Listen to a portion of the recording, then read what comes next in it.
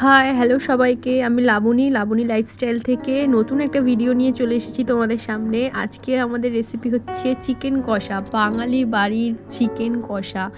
এই যে ভিডিওটা করছিল আমার হাজব্যান্ড। আর ফার্স্টেই মাস্টার্ড অয়েল দিয়ে দিতে হবে, তারপরে যতটা পরিমাণ তোমরা আলু দিতে চাও মাংসর সাথে ততটা পরিমাণ আলু কেটে নেবে। এই যে রয়েছে মাংসটা আমাদের ধোয়া হয়ে গেছে, তার সাথে পেঁয়াজ আছে, পাশে টমেটো কাটা কুচি আছে। এইবার আমরা এখানটায় অয়েলের মধ্যে ভালো করে আমাদেরকে আলুটাকে ভেজে নিতে হবে, ফ্রাই করে নিতে হবে। দেন ফ্রাই হয়ে গেলে, এই যে দেখো একটু লাল লাল করে ভেজে নিলে ফ্রাই হয়ে গেল। তারপরে মাস্টার্ড অয়েলের মধ্যে দেবে তেজপাতা, তার সাথে এলাচ দিয়েছি, আর দিয়েছি পেঁয়াজ কুচি। তোমরা পেঁয়াজ বাটাও করেও খেতে পারো, আমরা পেঁয়াজটাকে কুচিয়েই দিই, পেঁয়াজ কুচি। দেন পেঁয়াজটাকে ভালো করে ভেজে নিতে হবে তেলের মধ্যে। যত ভালো করে মাংসর মশলা কষাবে তত ভালো কিন্তু মাংস টেস্টি হয়। তো পেঁয়াজটাকে ভালো করে লাল লাল করে ভেজে নিতে হবে। এবার পেঁয়াজ যখনই তেলের মধ্যে দেবে তখন একটুখানি নুন দিয়ে দেবে। এই যে আমি নুন দিয়ে দিলাম। নুন দিয়ে দিলে কি হয়, পেঁয়াজটা তাড়াতাড়ি কিন্তু চিপসে যায়, ভাজাটাও তাড়াতাড়ি হয়ে যায়, একটু কম সময় লাগে। তো একটু নুন দিয়ে দিতেই পারো আন্দাজ মতো। কেউ যদি বুঝতে না পারো তাহলে অল্প নুন দিয়ে দেবে, তাতে সুবিধাই হবে তোমাদের রান্না করতে। দেন আমরা এবার নেক্সট মশলাতে চলে যাব। ভালো করে এই যে লাল লাল করে ভেজে নিচ্ছি। তারপরেই আমাদের হচ্ছে গিয়ে লাল করে ভাজা হয়ে গেলেই দেবো আমরা বাটা মশলাগুলো দিয়ে দেবো। এই যে আমি মিক্সিতে বেটে রেখেছি রসুন, আদা আর লঙ্কা, কাঁচা লঙ্কা দিয়েছি, আর একটা শুকনো লঙ্কা দিয়েছি।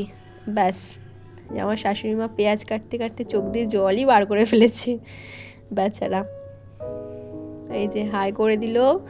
আর এই যে আমার শ্বশুরমশাই, উনিও দাঁড়িয়ে রয়েছে বৌমার কষ্ট দেখে, কখন খুন্তিটা হাতে নেবে, কখন একটু হেল্প করে দেবে। দেন আমি এই যে ফ্রাই চলছে, এইবারে দিয়ে দেবো বাটা মশলাটা, যেটা বললাম আদা আর রসুন আর একটু লঙ্কা রয়েছে, পেস্টটা দিয়ে দিতে হবে। লাল লাল করে পেঁয়াজগুলো ভাজা হয়ে যাওয়ার পরেই দেখো পুরো পেস্টটাই দিয়ে দিয়েছি।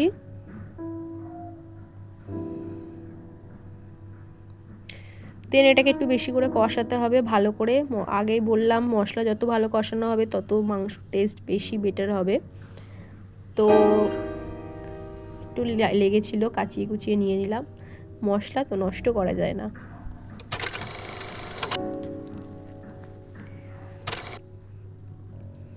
এবার মশলাটাকে ভালো করে কষিয়ে নেব।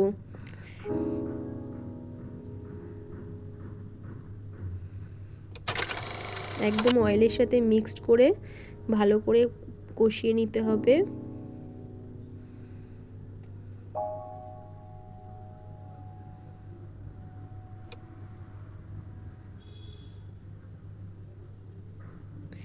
দেখো একদম তেল ছাড়বে, যত মশলা ভালো কষবে দেখবে তেলটা তত ছেড়ে যায়, যেহেতু পেঁয়াজটা কুচি দেওয়া আছে না, সেই জন্য।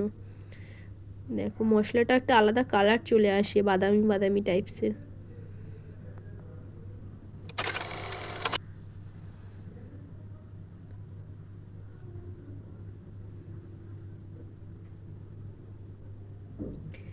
দেন আবার আন্দাজ মতো নুন, যতটা নাও সল্ট দিয়ে দেবে। নিজেরা যেরকম খাও, নুন বেশি খায় কেউ, কম খায় কেউ, সেই আন্দাজে দিতে পারো। তারপরে এই যে হলুদের গুঁড়ো আন্দাজ মতো। মশলাটা ভালো করে কষা হয়ে গেলেই নুন হলুদের গুঁড়ো দেবে। তারপরে দিয়ে দেব হচ্ছে লঙ্কার গুঁড়ো। কালার হওয়ার জন্য একটু লঙ্কার গুঁড়ো দিতেই পারো, আমরা কিন্তু একদম অল্পই ব্যবহার করেছি। অনেকে ঝাল বেশি খায় বা কালার করা বেশি মানে শুকনো লঙ্কার গুঁড়ো খায়, তো আমরা অল্পই দিয়েছি, জাস্ট কালারটা রেড আসার জন্য। এবার ভালো করে নাড়িয়ে নেব। মশলাগুলোকে পুরো মিক্সড করে দিতে হবে। দেখো কালারটা কিন্তু অনেকটা, মানে যখন পেঁয়াজগুলো দিয়েছিলে সেই কালার আর এই কালার কিন্তু অনেকটা চেঞ্জেস চলে এসছে। তো তারপরে আমরা একটু জিরের গুঁড়ো আর ধনের গুঁড়ো দিয়ে দেবো, নিজেদের পরিমাণ মতো দিতে পারো। আর তাছাড়া ধনের গুঁড়ো জিরের গুঁড়ো ছাড়াও অনেকে খায়, তো সেটা ছাড়াও তোমরা কিন্তু মাংস করতেই পারো। একদম পরিমাণ, একদম অল্প করে দিয়েছি, জাস্ট একটু স্মেলটা আসার জন্য।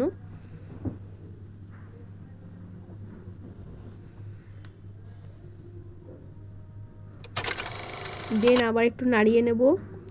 মশলা কিছুতেই নিচে ধরানো যাবে না, কিন্তু যদি কড়াইতে ধরে যায় তাহলে একটা টেস্টে আলাদা চলে আসে, এটা পোড়া পোড়া স্মেল আসে। তো যতটা পারবে নেড়ে চুড়ে নিচে যাতে না লাগে সেই চেষ্টা করবে। পারলে একটু গ্যাস, এই যে এবার আমরা ঢাকনাটাকে ওপেন করব, দেন কিছুক্ষণ নাড়াচাড়া করব। দেখো জল ছাড়াই কি সুন্দর চিকেনটা, দেখেছো কতটা জল বেরিয়েছে। চিকেন আর মশলা যত কষবে না তত জলও একটা বেরিয়েছে, দেখবে। যতটা চেষ্টা করবে মাংস যাতে নিচের দিকে না লাগে, মাংসর মশলা নিচের দিকে লেগে গেলে একটা আলাদা স্মেল বেরোয়, আমি আগেও বললাম। তো ভালো করে আবার নাড়িয়ে নিচ্ছি।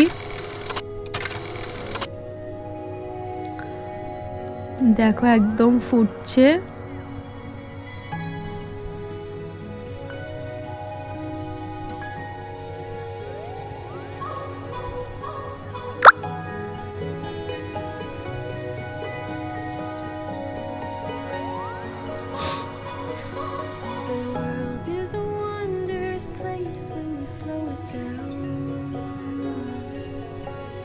এবার আমার শ্বশুরমশাই চলে এসেছেন, আমার দুঃখ কষ্ট দেখে অনেকক্ষণ ধরে নাড়াচ্ছি, মশলা কষাচ্ছি। মাংস বললো হাত তো ব্যথাই হয়, আমি একটু করে দিই দাও। তো উনি একটু নাড়িয়ে দিচ্ছিলেন। আর এই যে মাংস কষা প্রায় হয়ে এসেছে আমাদের। একটু চিনি দিয়ে দিলাম, অল্প একটু চিনি দিয়ে দিতেই পারো স্বাদের জন্য। পাশেই রাইসও হচ্ছিল, আর একটু নুনও দিয়ে দিলেন, বললেন নুন কম হবে। উনি কিন্তু টেস্ট করেননি, কিন্তু আন্দাজ বুঝে একটু নুন দিয়ে দিলেন। তো যাই হোক, নুনের পরিমাণ লাস্টে ঠিকই হয়েছিল। নাড়াচাড়া করলেন, দেন আমাদেরকে টেস্ট করতে দিল সবাইকে। চিকেন কষা এখনো জল দেওয়া হয়নি, তো আমাদেরকে এখন টেস্ট করতে দিচ্ছে।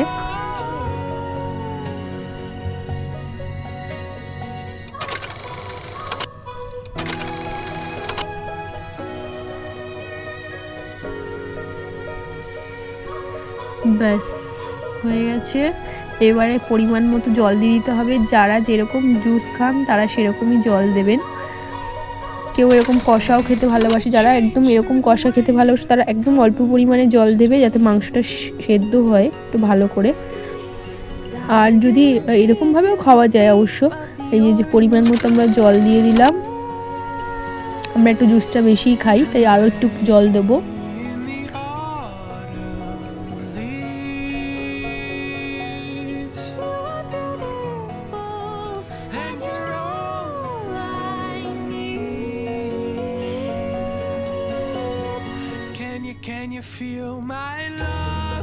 জল দেওয়া হয়ে গেল পরিমাণ মতো, তারপরে আমরা ঢাকা দিয়ে দেবো। দেন একটু ফুটে যাবে, তারপরে মাংসটা আমরা নামিয়ে নেব।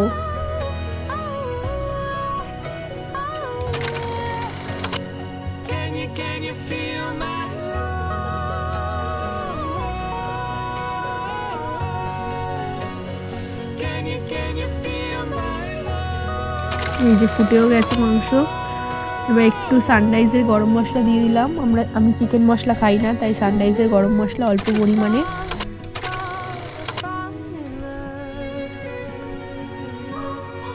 দেখো একদম ফুটে গেছে চিকেন, তো হয়েও গেছে। এবার আমরা নামিয়ে দিতেই পারি।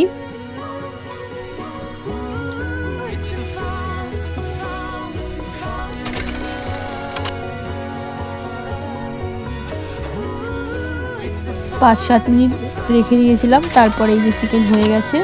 এবার আমরা গ্যাস অফ করে দেব, দেন আমরা নামিয়ে দেব। ঢাকা দিয়ে রাখলো। কিছুক্ষণ পরেই আমরা বাটিতে সার্ভ করে নিলাম নিজেদের খাওয়ার সুবিধার জন্য। Thank you.